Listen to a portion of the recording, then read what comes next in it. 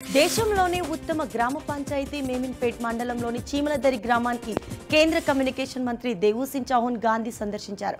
Connecting ఇండియాలో భాగంగా చీమలదరిలో దేశంలోనే మొదటిసారిగా ఇంటింటికి బిఎస్ఎన్ఎల్ వైఫై కనెక్షన్ కమ్యూనికేషన్ పనితీరును గ్రామస్తులను అడిగి తెలుసుకున్న మంత్రి పాఠశాలలో విద్యార్థులతో మాట్లాడి ఆన్లైన్ క్లాసులపై అవగాహన కల్పించారు.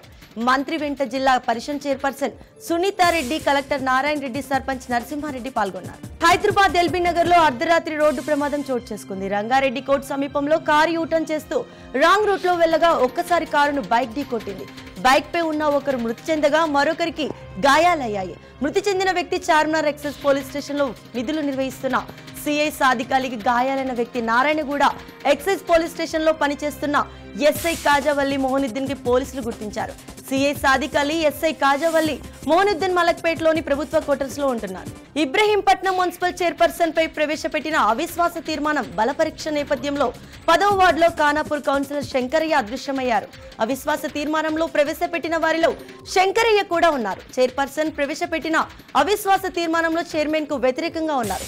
నెల రోజులుగా ఆయన చైర్పర్సన్ కు వ్యతిరేక క్యాంపులో ఉన్నారు.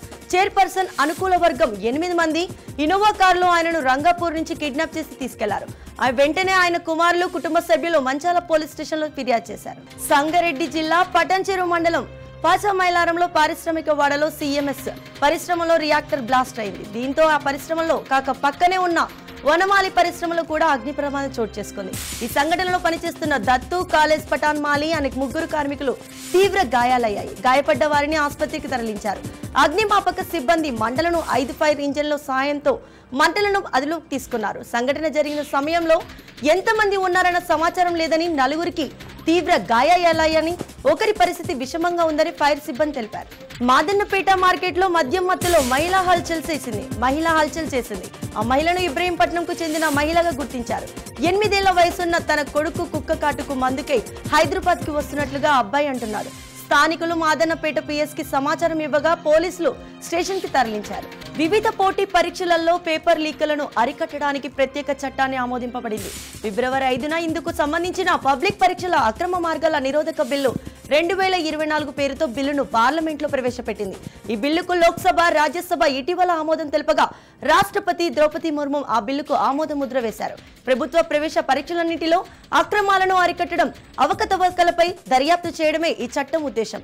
ప్రభుత్వం నిర్వహించే పరీక్షల్లో పారదర్శకత, విశ్వసనీయత తీసుకొచ్చే ఉద్దేశంతో బిల్లును కేంద్రం రూపొందించింది. సామాన్య పౌరులపై విద్యుత్ ఛార్జీల భారం తగ్గించేలా ఉచిత విద్యుత్ పథకం అమలు దిశగా కేంద్రం కీలక అడుగు వేసింది. 1 కోటి ఇళ్లకు ఉచిత విద్యుత్ అందించేందుకు వీలుగా పీఎం సూర్యఘర్ ముఫ్త్ బిజ్లీ యోజన పథకాన్ని శ్రీకారం చుట్టింది.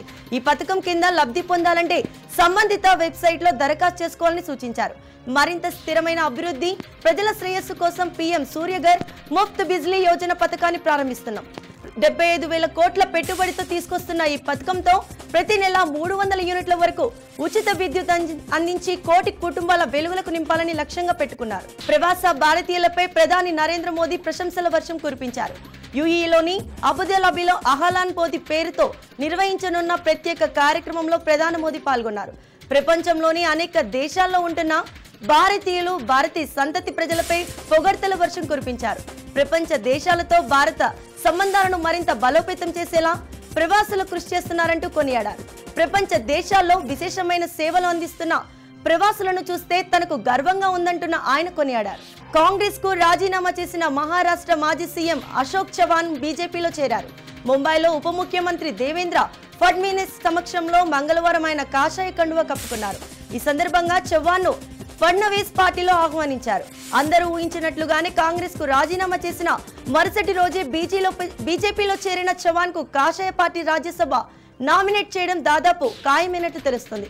రాజ్యసభ ఎన్నికలకు ఈ నెల 15 వరకు నామినేషన్లు స్వీకరించనున్నారు. ప్రముఖ నటి జయప్రదకు కోర్టు జలకిచ్చింది. ఉత్తరప్రదేశ్ లోని రాంపూర్ ప్రజాప్రతినిధులను కోర్టు జయప్రదను అరెస్ట్ చేయాలంటూ నాన్ బెయిల్ వారెంట్ జారీ చేసింది. కొన్నేళ్లుగా ఈ కేసుపై విచారణలు సాగుతుండగా తాజాగా ఈ మేరకు కోర్టు తీర్పు వెలువరించింది. 2019 ఎన్నికల సమయంలో ఎన్నికల నియమాలని ఉల్లంఘించారంటూ జయప్రదపై 2 కేసులు నమోదు చేశారు. వాటి విచారణకు ఆమె ఇప్పటి వరకు హాజరు కాలేదు. అక్కడి ప్రజాప్రతినిధులు కోర్టు ఆమెను అరెస్ట్ చేసి న్యాయస్థానం ముందు ఈ నెల 27న హాజరుపరచాలని ఆదేశించింది.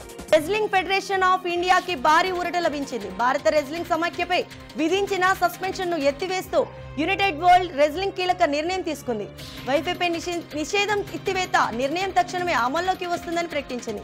అప్పటి WI చీఫ్ బ్రీజ్ భూషణ్పై మహిళా రైజర్లు వేధింపులు, అత్యాచార ఆరోపణలతో ఆందోళన బాట పట్టడంతో నిర్ణీత గడువులలోపు ఎన్నికలు నిర్ణయించలేకపోయారు. దాంతో భారత రెజ్లింగ్ సమాఖ్యను యునైటెడ్ వరల్డ్ రెజ్లింగ్ గత ఏడాది సస్పెండ్ చేయడం తెలిసింది. WFIలో అంతర్గత విభేదాలు, బ్రీజ్ భూషణ్పై మహిళా రేజర్లు లైంగిక వేధింపుల ఆరోపణలు రావడంతో ఆయన రెజ్లింగ్ నుంచే తప్పుకుంటూ రిటైర్మెంట్ ప్రకటించారు. అమెరికాలో జనవరి నెల ద్రవ్యోల్బణం అంచనాలను మించడంతో అంతర్జాతీయ మార్కెట్లో పసిడి ధర ఒక్కసారిగా పతనమైంది.